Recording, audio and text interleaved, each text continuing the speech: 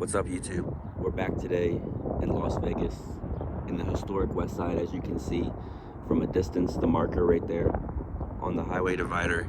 That highway divider actually, unfortunately, used to take this area and divide it with a concrete wall so that African Americans could not be a part of the white culture on the other side.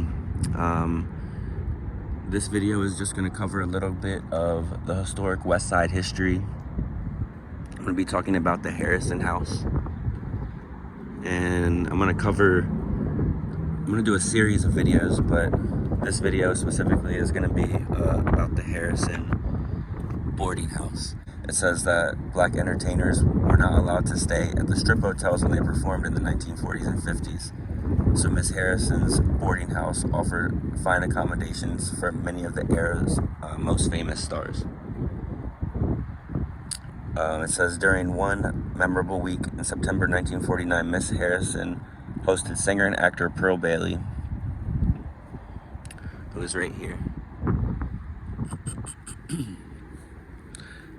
Jack Benny's sidekick Eddie, who is pictured in the top left, had just completed a week at the Thunderbird singer Bob Parrish en route to Europe from a gig at Lee Simpkins, all headliners at the Flamingo. The guests dined together here in the Harrison living room. Sammy Davis Jr., who is pictured right here, would also stay here so often that people thought he owned the house. Davis broke the color barrier on the strip when the Sands Hotel permitted him to stay while performing in 1953.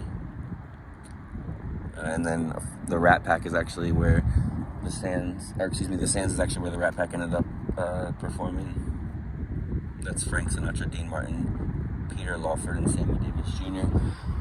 But the point is that, you know, the reason that the historic West Side kind of started and was happening was because there was like a boom with the Hoover Dam, and then a lot more people came into this area to work. A lot of those people were from the South, and in the South, obviously, racism was more prevalent. Not to say that it wasn't still prevalent across the country, just kind of less prevalent in the North. Either way, when people came from the South, that kind of brought this racist culture with them. And so to accommodate to that, the city of Las Vegas basically told all African-American business owners that they weren't going to renew their license for their businesses if they didn't move. So then everyone was forced to move to this West Side. And the thing that I was showing you earlier, that was a railroad track, but it ended up becoming the highway. And then, so it was always a divide. This was always an area that was just kind of made to just throw people in a corner, in a sense. But the African-American culture and people still made do. So what ended up happening was businesses would pop up on Jackson Street, and places like this, the Harrison House, would come about because there was a thriving community of people that were not willing to just lay down and be pushed in a corner and blocked off by a concrete wall or a railroad. So then basically what ended up happening was there was Jackson Street, and Jackson Street was like another mini strip, you could call it. So it started to gain really a lot of popularity, and the reason behind this was for things like this. Sammy Davis Jr., Nat King Cole, Pearl Bailey, they would come down here and hang out after they performed in these white casinos because they had nowhere to go. And so the party would go on here, and that was kind of like what would be known as the after party spot. And the West Side used that to their advantage and built culture and community. But the issue was that the city of Las Vegas was still not allowing paved roads. They weren't putting money into electricity. They weren't putting money into things like sewage. So there was a lot of tent encampments here. There wasn't a lot of places for people to live because there wasn't houses.